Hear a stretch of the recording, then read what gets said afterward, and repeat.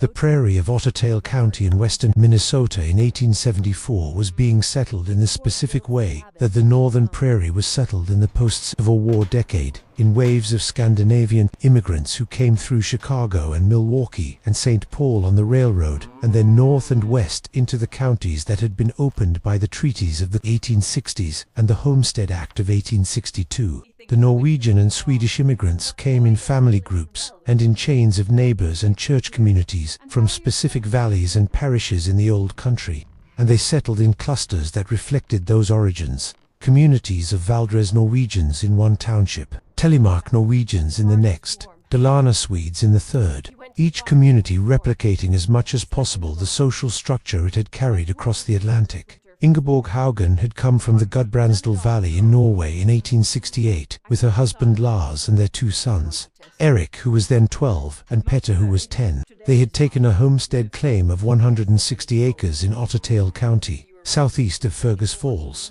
and had built the first house, a sod structure they replaced the following year with a frame house of rough pine, and had broken 20 acres for wheat in the first season and added 20 more each year since, and by 1873 had 80 acres in cultivation and the beginnings of a dairy herd, 4 cows, which was the number that pasture would support without additional hay. Purchased. Lars had died in November of 1873, the winter before the worst winter anyone in Ottertail County would remember. He had been healthy in October and sick with pneumonia in November and dead before December, which was the way pneumonia worked in a time before the treatments that would have saved him. And Ingeborg was 41 and a widow with 2 sons who were now 18 and 16 and who were strong and capable and who would work the farm, but who were in the winter of 1873 to 74 living at the homestead of Lars's brother, Knut, 12 miles north, where they were helping with Knut's winter breaking. This was a normal arrangement. Young men hired out to neighboring homesteads through the winter when their own farm had no pressing outdoor work, and it had been agreed before Lars died that they would go to Knut's for the season.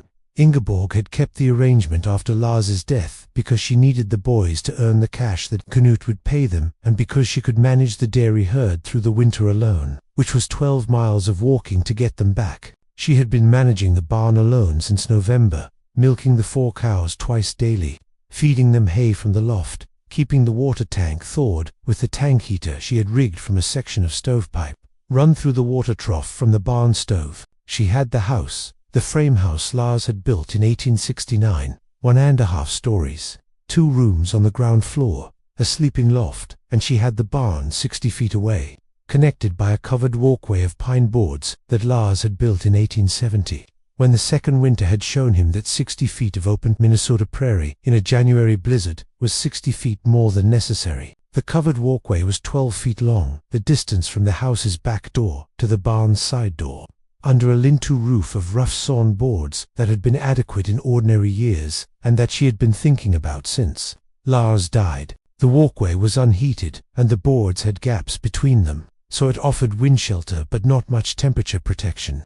And in the coldest weeks of a Minnesota winter, with the temperature at -20 and the wind coming off the open prairie northwest of the homestead, the walkway was cold in a way that made the 30 seconds of crossing it a genuine unpleasantness. The barn was warm. This was the fact that Ingeborg had been thinking about since October, when she began managing the barn alone and noticed that the 4 cows' body heat made the barn interior substantially warmer than the outdoor temperature. Not warm in the way a heated room is warm, but warm in the specific way that an enclosed space with 4 large animals in it is warm. The cows producing heat continuously through their metabolic processes, the heat accumulating in the insulated barn space, the barn's heavy log walls and henselated loft holding the accumulated heat against the outdoor cold. On the coldest October nights, the outdoor temperature at the Ottertail County homestead dropped to 12 degrees. The barn temperature was 38 degrees. The house temperature, with the kitchen stove burning, was 62 degrees. The barn temperature, without any stove at all, was 30. She had noted this in the practical way that a person notes a fact that has potential applications. The barn was warm relative to the outside because of the cows, and the warmth was free and continuous and required nothing from her except the dairy management she was already doing. The house required wood, which cost labor to cut and split, and cost money if she ran short. and which had to be fed to the stove at intervals through the night to keep the temperature from dropping to uncomfortable levels. The barn required no wood and maintained its temperature continuously. The idea that had been developing since October was to move her sleeping quarters into the barn. Not the whole of her living. She would keep the kitchen stove and the cooking and the daytime living in the house. But the sleeping, which was the most critical period of thermal management in a Minnesota winter. A person sleeping in a 38-degree barn under adequate bedding is warmer and uses no wood for the purpose than a person sleeping in a 50-degree house that requires a stove banked for the night and tends toward the low 40s by morning. She did not discuss this plan with her neighbors, who were the Halvorsons at the next homestead 3/4 of a mile east, and the Olson family a mile south, and the Breck brothers, who had homesteaded together 1.5 miles northeast. She did not discuss it because she knew what they would say. She knew it from the specific social code of the Norwegian immigrant community in Ottertail County, which maintained strong ideas about the dignity of the house as distinct from the barn, and about the proper separation of the human living space from the animal quarters. In Norway, in the old valleys, the combined house barn, the livhus, the structure where people and animals shared a building for warmth, had been common in the harshest regions and had been a practical response to the same thermal problem she was solving. But the Norwegian immigrants to Minnesota had come to improve their condition, and the improvement of their condition included living in a house separate from the animals, which was the American standard, and which they had adopted as a marker of the improvement they had made. Ingeborg was not proposing to live with the animals in the way the old country livhus had combined households. She was proposing to sleep in a partitioned section of the barn that she would build against the interior of the east wall, separated from the animal stalls by a pine board partition, but sharing the barn's thermal envelope and the cows' body heat through the partition and the common airspace above. This was not the same as sleeping with the animals. It was sleeping adjacent to the animals in an enclosed space that the animals warmed. She built the cabin in the northeast corner of the barn in November of 1873. After Lars died, working for 3 weeks with the lumber she had from the barn's interior materials, boards that Lars had stored for projects not yet completed. The cabin was 8 feet by 10 feet, built inside the barn against the north and east walls. 3 sides of the cabin were the barn's own walls, the 2 exterior walls, and the shared wall with the hay storage space to the north. And the 4th side was the pine board partition she built facing south, toward the animal stalls. The cabin had a door in the partition that she could open to the barn for ventilation or close for privacy, and a small window, a single pane of glass that Lars had stored in the barn for a future project, fitted into the east wall at eye height. She did not put a stove in the cabin. She did not need one. The partition between the cabin and the animal stalls was not sealed. There were gaps at the top, between the partition boards and the barn ceiling, where the warm air from the cow stalls circulated into the cabin space. The 4 cows each produced approximately 12 to 15 British thermal units per hour per 100 pounds of body weight. A 900-pound dairy cow produced approximately 108 to 130 per hour of body heat, which was approximately 450 to 500 BTU per hour from the 4 cows combined. In the enclosed barn space of approximately 1,200 cubic feet of stall area, plus the 800 cubic feet of the cabin, this heat output was sufficient to maintain the barn temperature at 30 to 40 degrees above the outdoor temperature on the coldest nights. She did not calculate this. She had observed the barn temperature on 37 nights in October, November, and early December, recording the outdoor temperature and the barn temperature in the account book she had used for the dairy records. She had noted that the barn temperature was consistently 30 to 40 degrees warmer than the outside on the coldest nights. She had noted that this was true without any fire. She had noted that the cabin she had built in the corner of the barn was warmer than the main barn space because it was enclosed on 3 sides by the barn's own walls and on the 4th by the partition, which created a smaller volume that warmed faster and held the heat better. On the nights she had slept in the cabin since completing it in late November, the cabin temperature had been 40 to 48 degrees before she got into the bed, and had reached 55 to 60 under her body heat and the 2 wool blankets and the quilted cover she had brought from the house. The neighbors did not know about the cabin in the barn until January. Ingeborg had not told them, and the arrangement was not visible from outside the barn. When Astrid Halvorsen came to visit in late December, the social visits that Norwegian farmwives made to isolated neighbors through the winter. She spent the afternoon in the house kitchen and noticed nothing unusual. The house looked as it always had. The visit was pleasant, and Ingeborg did not mention the barn cabin. The winter storm of January 22nd through 24th, 1874, was what they called it afterward in Ottertail County, the January storm. It arrived without much warning in the way that the worst Minnesota blizzards arrived a clear morning.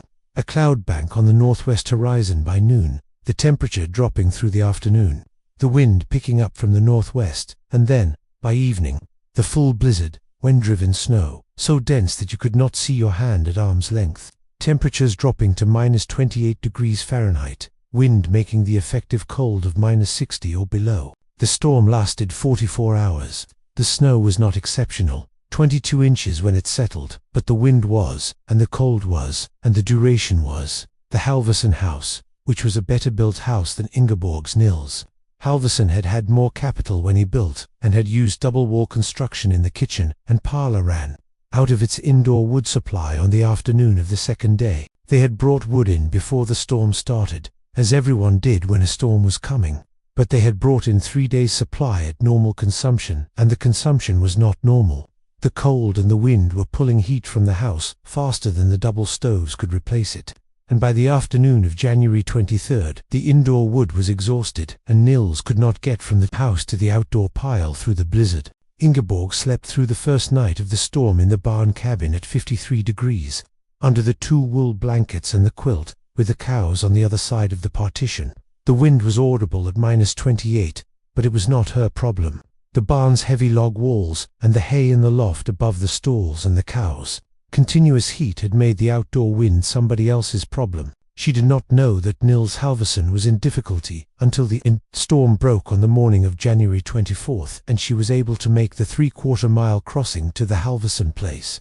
She went because that was what you did after a storm of that duration. You went to check on your nearest neighbors. She found Nils Halvorsen's family in the kitchen with 3 stoves burning, and the temperature of the kitchen at 44 degrees, all 5 of them in their coats. The children under the quilts from the upstairs bedrooms that Astrid had brought down to the kitchen. On the second day of the storm, when the upper floor dropped below 30 degrees, Astrid Halvorsen said, "How did you manage?" Ingeborg said, "The barn was warm." Astrid said, "You went to the barn during the storm." Ingeborg said, "I slept in the barn." Astrid was quiet for a moment. She said, "You slept in the barn." Ingeborg said, "I built a cabin in the corner of the barn in November. The cow's heat keeps it 40 degrees or above without any fire." Astrid said, "You've been sleeping in the barn since November." Ingeborg said, "Since the end of November." Astrid said nothing for a moment. She said, "And the storm?" Ingeborg said, "I didn't notice the storm until it was over." Nils Halvorsen did not say anything immediately. He went to the barn the following week. Ingeborg showed him the cabin, the partition, the gap at the top that let the cow heat in, the temperature record in the account book. He read the 44 nights of temperature readings, outdoor temperatures ranging from -28 to the upper 20s, cabin temperatures consistently between 40 and 52 degrees before bed, consistently 55 to 60 after an hour under the bedding. He said, "How much would have you burned this winter?" She said, "For the kitchen and the daytime, yes, but nothing for sleeping." He said, "Nothing at all for sleeping." She said, "No." He said, "And the cows are warm enough." She said, "They're warmer than they would be in a barn without a partition in the corner, because the partition reduces the volume their heat has to warm." He said nothing for a moment. He said, "I should have thought of this." She said, "The old people in the Gudbrandsdal did. They put the animals and the people in the same building for exactly this reason." He said, "We don't do that here." She said, "You could do what I did, which is not the same thing. You put a partition in the corner. The animals and the people are not in the same space. The heat goes through the gap at the top." Nils built a partitioned sleeping cabin in his own barn in March of 1874, after the storm, using the same principle. He told the Olsens and the Brecks about it that spring. Anders Olsen built one in the autumn of 1874. The Breck brothers said they would think about it. The Breck brothers thought about it through the winter of 1874 to 75, which was a mild winter, and did not press the issue, and then built their own barn cabins in the spring of 1876, after the winter of 1875 to 76. produced 3 weeks of sustained -25-degree nights, and they had burned through their wood supply in January and spent 3 weeks limiting the parlor stove to 4 hours a day and sleeping under every blanket in the house. Jens Breck came to Ingeborg in April of 1876 and said, "You were right in 1874. She said, "I know." He said, "We should have built it then." She said, "You built it now." He said, "Yes." She said nothing further. Eric and Petter returned from Knut's homestead in March of 1874 and found the barn, cabin, and their mother's temperature records, and said what young men said when their mother had done something sensible and unexpected while they were away. They were impressed. In the specific way that children are impressed by the cleverness of a parent they had not realized was clever, which is to say they were slightly annoyed that they had not thought of it and trying not to show it. Eric said, "Mama, you've been sleeping in the barn." Ingeborg said, "Yes," Eric said, "and it was warm." She showed him the temperature record. He looked at the 44 nights of cabin readings beside the outdoor readings. He said, "You didn't burn any wood for sleeping." She said, "No." He said, "That's," he searched for the word. He said, "That's good management." She said, "Yes, it is." Petter said nothing for several days and then came to her in the kitchen and said, "Do you think we could run the stovepipe from the barn into the cabin and have it both ways? The cows heat and a small fire when it's very cold." She said, "Yes, I had thought of that. We could use a 6-inch pipe through the partition at the top, with a damper." He said, "I can make the fitting." She said, "I know you can." He made the fitting in April, and the barn cabin had both options from the spring of 1874 forward. The cows heat alone in ordinary cold, and the supplementary stovepipe heat in the coldest weeks. The arrangement became permanent. Ingeborg slept in the barn cabin through every winter until 1889, when she moved to Fergus Falls to live with Eric and his wife. The cabin remained in the barn after she left, and Eric's son used it for a workroom after the dairy herd was sold in 1901, and the cow stalls were converted to equipment storage. The temperature records in the dairy account book, 44 nights in the winter of 1873–74, expanded to a full record through 15 winters, 1873–1888, document the barn cabin temperature across 712 individual nights, with outdoor temperatures, cabin temperatures before bed, and estimated morning temperatures recorded in Ingeborg's careful Norwegian-inflected English. The account book was donated to the Ottertail County Historical Society in Fergus Falls in 1952 by Eric's son, who found it in the barn during the equipment conversion and recognized it as something that ought not to be thrown away. The catalogue entry reads, "Dairy account book with temperature records, Haugen Homestead, Ottertail County, Minnesota, 1873–1888. The temperature records, which are the bulk of the book's content beyond the dairy production data, show the consistent thermal performance of the partitioned barn cabin across 15 winters, in a climate where the outdoor temperatures ranged from -40 to the 60s, and the cabin temperature showed a range of 22 to 54 degrees before bed, consistently 35 to 45 degrees above the simultaneous outdoor reading on the coldest nights. The record is the account of what a woman with 4 cows and a pile of scrap lumber and 15 winters of cold can accomplish when she attends to what the animals are already providing and builds a wall to concentrate it. The cows were warm. The barn was warm. The cabin in the corner was warm. Ingeborg slept there for 15 winters, and the warmest she ever was on the coldest nights was the night of January 22nd, 1874, when the blizzard that would strand the Helvorsons in their coats for 44 hours was making its noise on the other side of the log walls, and she was 53 degrees in the dark, with the cows breathing on the other side of the partition. She had built the cabin in November of 1873 because the cows were warm and the observation was obvious and the lumber was available. The storm came in January and confirmed what November had already established. She had known it in November. The storm was not a surprise. It was a demonstration of what she already understood. The cows were warm.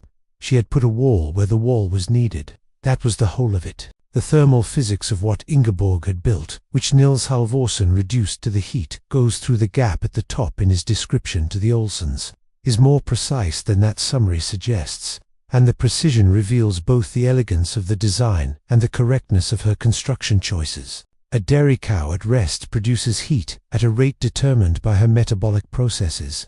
approximately 4 to 5 kilocalories per hour per kilogram of body weight, which for a 900-pound Holstein-type dairy cow of the 1870s translates to approximately 450 to 500 British thermal units per hour.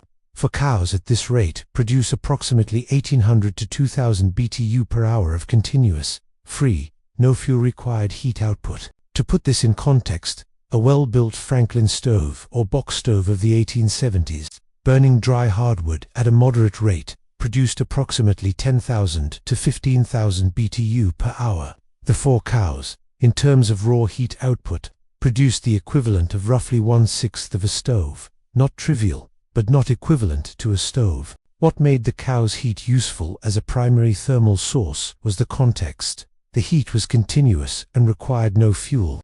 The barn was an enclosed space with heavy log walls and hay insulation that retained the heat effectively, and the cabin in the corner was a smaller enclosed space within the larger barn that concentrated the available heat in the volume where it was needed. The specific mechanism by which the heat moved from the cow stalls into the cabin was the gap at the top of the partition. Warm air, lighter than cold air, rose from the cow stalls and passed over the top of the partition into the cabin space, where it cooled slightly and descended, creating a convective circulation that continuously exchanged the cabin air with the warmed barn air. The gap was approximately 6 to 8 inches, the space between the top of the partition boards and the barn ceiling joists, which was enough to allow this convective exchange while preventing the direct transmission of barn odors. In the other direction, since the warm airflow was consistently from stalls to cabin rather than cabin to stalls, the result was that the cabin temperature was consistently several degrees warmer than the main barn space, which was itself 30 to 40 degrees warmer than the outdoor temperature on the coldest nights. On the night of January 22, 1874, when the outdoor temperature was -28 degrees Fahrenheit and the storm wind was making the effective cold considerably worse, the main barn temperature was approximately 10 to 12 degrees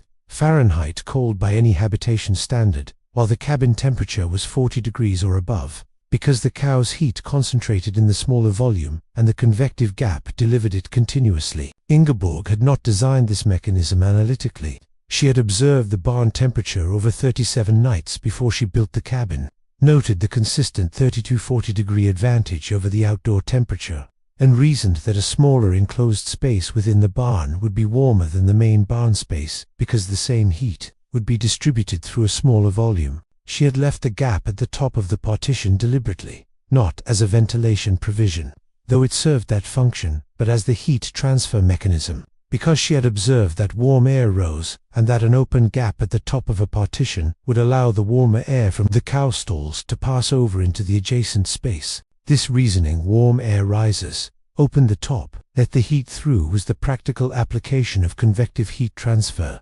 arrived at without any knowledge of the physics. It was correct. The gap at the top was the specific element that made the cabin work as a heated space without a stove, and it was a deliberate design choice rather than an oversight. The Norwegian concept of the combined house barn, the livhus or fjøstue, in its regional variations was not a primitive or desperate arrangement, but a sophisticated response to a cold climate that the Norwegian building tradition had developed over centuries. In the valleys of western Norway, where the winters were long and the fuel supply was limited and the livestock were the primary capital of the farm, keeping the animals and the humans in thermal proximity was not a compromise of human dignity, but a recognition that warmth was a shared resource and that sharing it costs nothing. The arrangement varied by region and period. In some traditions, the animals were in the ground floor and the humans in the floor above.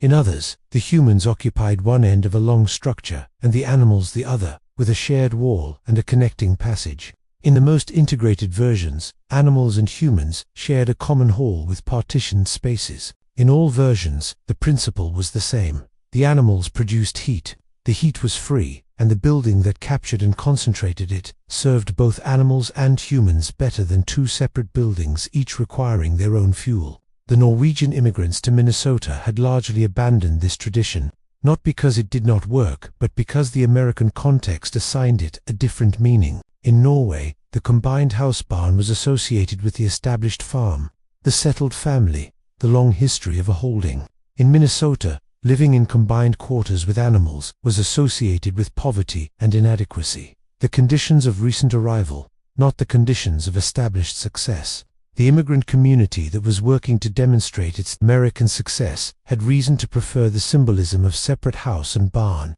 even at the cost of additional fuel consumption. Ingeborg knew this social logic. She had participated in it. Her own house was separate from the barn, as every house in the Ottertail County Norwegian community was separate from the barn. What she had done was not to collapse the separation, but to extend the house into the barn, a cabin inside the barn, separated from the animals by a wall, but sharing their warmth.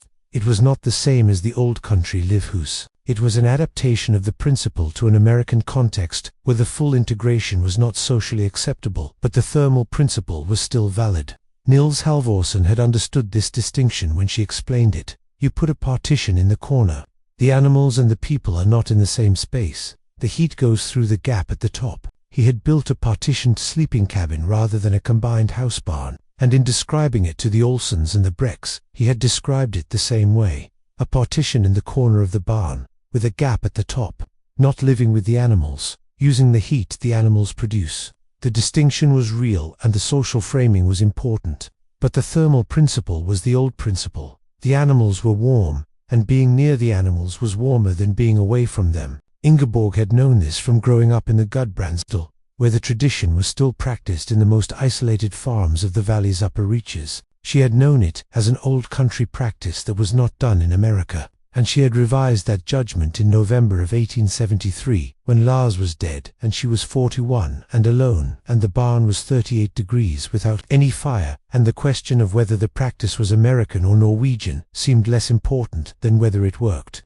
It worked. She had known it would. She had built it accordingly. The winter of 1873 to 74 in western Minnesota was the worst in the memory of the plus settlers who had come since 1865. The January storm of the 22nd through the 24th was the peak of it.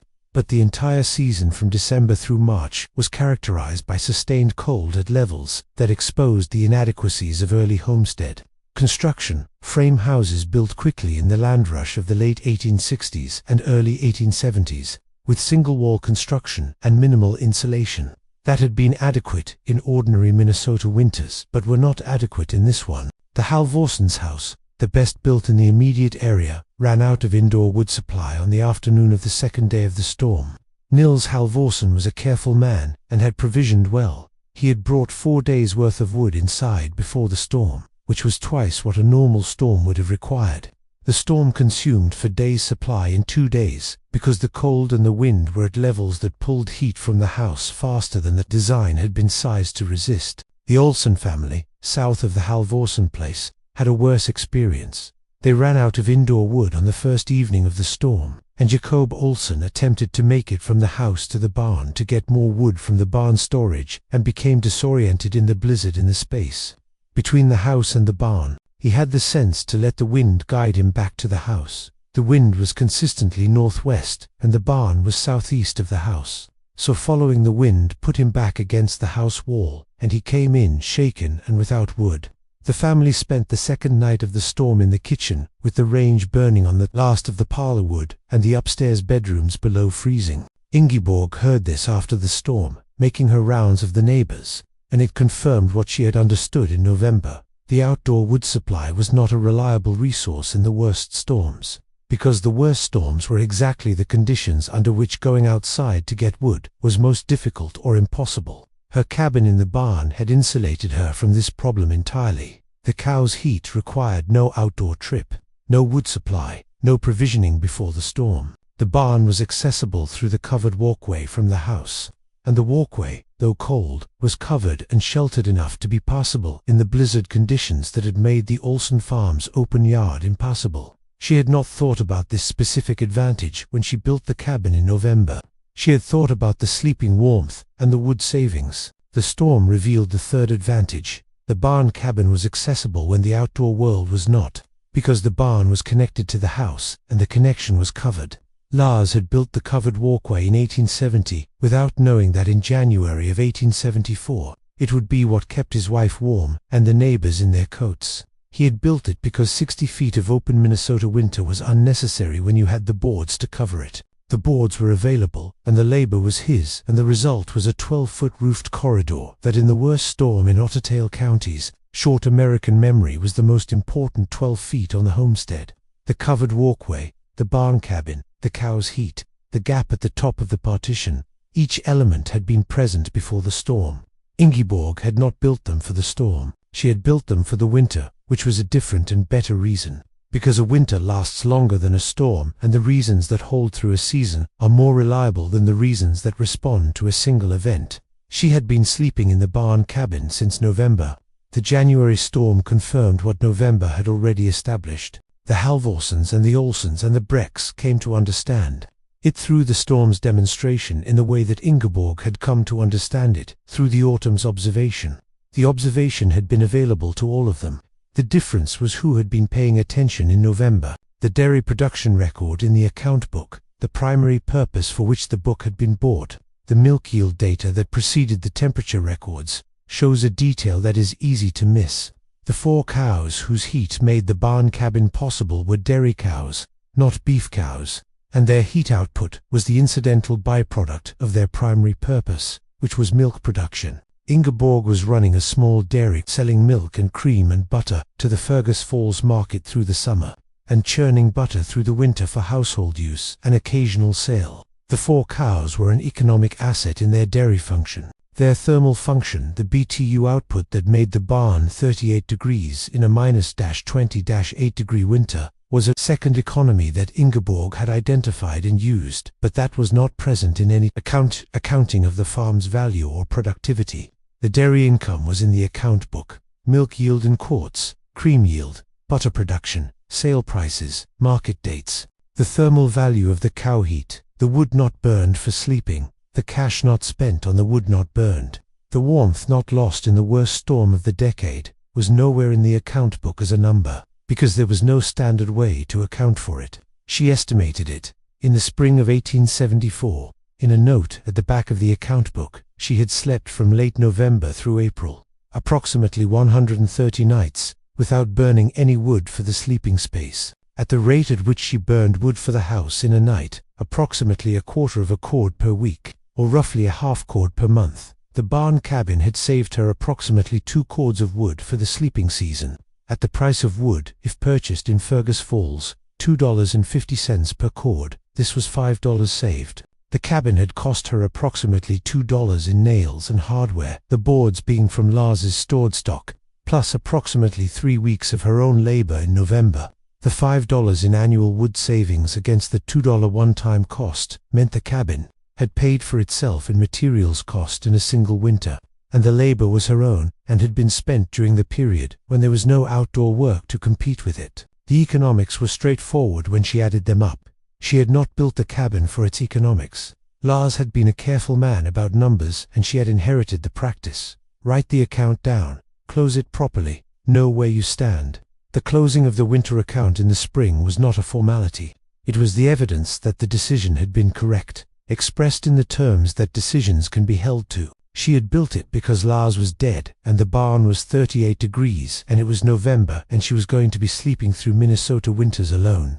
But the economics were consistent with the decision, and noting them in the spring was the natural closure of a practical person's accounting. Here is what the observation cost, and here is what it returned, and here is the balance. The balance was favorable.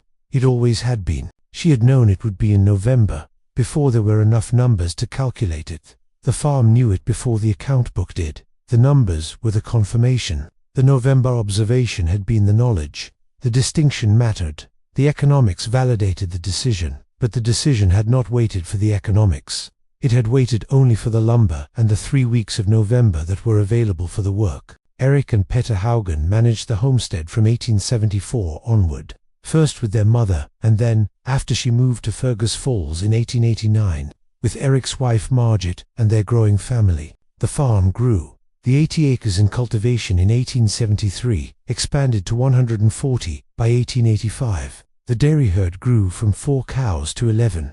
The barn was rebuilt on a larger footprint in 1882, with the barn cabin relocated to the northeast corner of the new structure. Using the same design principles, the house was expanded in 1879 with a proper parlor and 2 additional bedrooms. The barn cabin was rebuilt as part of the 1882 barn construction, which was a statement about its permanence. It was not an improvised necessity from 1873 that would be abandoned when conditions improved. It was a feature of the farm, incorporated into the new barn's design from the planning stage, with the partition and the gap and the stovepipe fitting that Petter had designed in April of 1874. The new cabin was 10 by 12 feet, slightly larger than the original 8 by 10, with the same construction principles and the same convective gap at the top of the partition. The 1882 barn cabin was where Ingeborg slept on the nights she visited the farm after moving to Fergus Falls.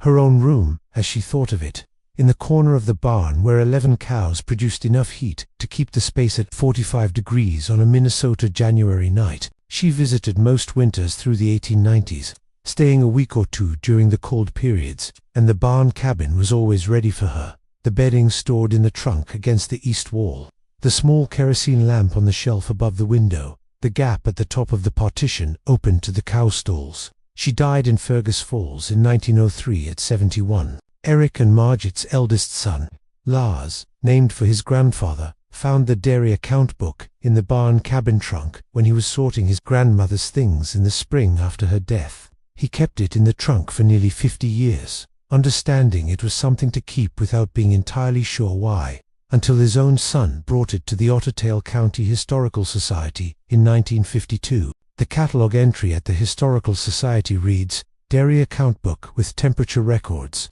Haugen Homestead, Ottertail County, Minnesota, 1873 to 1888. The temperature records, 712 individual nights, outdoor and cabin temperatures. The 15 winters from the 1st November after Lars died to the last winter before Ingeborg moved to Fergus Falls are the most complete, continuous record of barn cabin thermal performance in any archive known to exist. The data shows what Ingeborg observed in her 1st November and confirmed through 15 winters. The cabin was consistently 30 to 45 degrees warmer than the outdoor temperature on the coldest nights, without any fire, because 4 cows, and later 11 cows, were producing heat on the other side of the partition, and the gap at the top let the heat through. The January storm entry, the night of January 22nd, 1874, shows minus 28 degrees outdoor, 41 degrees in the cabin. The margin note reads, in Norwegian inflected English, "Storm bad outside. In here, fine. Cows making heat." She had known they would. She had known it since November, when Lars was newly dead and the barn was 38 degrees, and the observation was obvious to anyone paying attention. The cows were warm. She put a wall where the wall was needed. She slept warm for 15 winters. That was the account of it. The question of what made Ingeborg's solution available to her when it was not available, or at least not acted upon by her neighbors, comes down to a single difference. She was alone in the winter of 1873 to 74, and they were not. Nils Halvorsen had a wife and 5 children. The management of the Halvorsen farm was distributed across a family, and decisions about significant changes to the farm's arrangements required a kind of consensus, not formal, but real, that a single person's household does not require. When Ingeborg decided to build the barn cabin, she decided it and built it in November, in 3 weeks, with no one to ask, and no one to consult, and no one to persuade. When Nils Halvorsen thought about the same idea in November, had he thought about it, which is unknown, he would have had to consider whether his wife thought it was appropriate, whether the neighbors would understand, whether the boys would think their father was reverting to old country ways. The social friction that slowed adoption of the barn cabin among Ingeborg's neighbors was not primarily a matter of intelligence or observation. The Halvorsens and the Olsens and the Brecks were all capable people who could have identified the barn's thermal properties if they had attended to them. The friction was the cost of changing a practice that had social meaning, the separation of house and barn, the American standard that distinguished the established settler from the recent arrival, in a community that monitored its members' alignment with that standard. A widow alone is outside the normal social monitoring in a way that a family is not. Ingeborg's decisions affected only Ingeborg, and the neighbors could not easily express opinions about how she managed her own barn without acknowledging that they were doing so because she was a woman alone and therefore subject to the community's oversight in ways that a family would not be. She built the cabin in November and did not tell the neighbors. And when they found out in January, it was already proven by 44 nights of temperature records and the fact that she had been warm when they were not. The proven fact was harder to argue with than the proposed plan would have been. She had known this, at some level, when she decided not to tell them. Not as a strategy. She had not been conducting a demonstration, but as a recognition that the discussion would be less useful than the doing. She did the thing in November. The discussion happened in January. By January, the discussion was about the results rather than the appropriateness. The January storm had made the results visible in the most direct possible way. The Halvorsens in their coats in the kitchen at 44 degrees, and Ingeborg sleeping at 53 degrees in the corner of her barn. There was not much to argue about after that. Nils Halvorsen built his barn cabin in March. He told the valley about it as Ingeborg's design. He attributed it correctly. The attribution traveled through the community. The widow, Haugen, who built a sleeping cabin in her barn and was warm in the January storm while everyone else was cold. The phrase had the quality that useful knowledge acquires when it has been tested by an event that everyone shares. It traveled quickly, it was accurate, and it was not questioned. Because the January storm was a shared reference that everyone in the valley understood. The 11 families in the community's reach who knew about the barn cabin by 1876 knew about it because the January storm had made the knowledge worth transmitting. Before the storm, Ingeborg had a cabin in her barn and the neighbors had opinions about it. After the storm, Ingeborg had a cabin in her barn and the neighbors had questions about it. The difference between opinions and questions is the difference between a closed subject and an open one, and the January storm had opened it. She had known it would. She had built the cabin in November, and she had kept the records, and she had waited. The storm was the demonstration. The demonstration was sufficient. 15 winters of temperature records in the Ottertail County Historical Society say so. Outdoor temperature, cabin temperature, margin note in Norwegian inflected English, 15 years of the same conclusion. The cows were warm. The wall was right.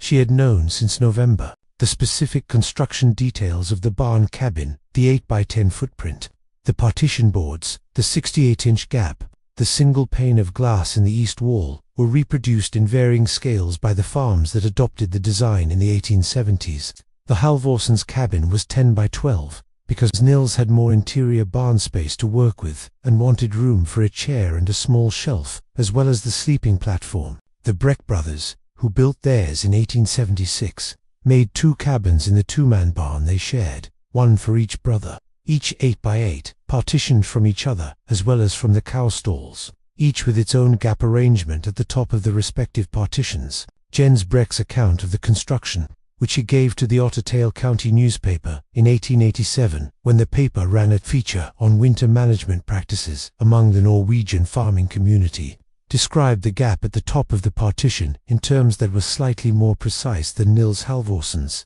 Heat goes through the gap. He said that warm air rises and the gap at the top lets the cow heat pass over the wall into the sleeping space, while the closed bottom of the partition keeps the barn smells from drifting back. He described the convective circulation, warm air in, cool air out, at lower level, though he did not use the word convective, which was not in his vocabulary in the context of barn construction. He described the phenomenon accurately.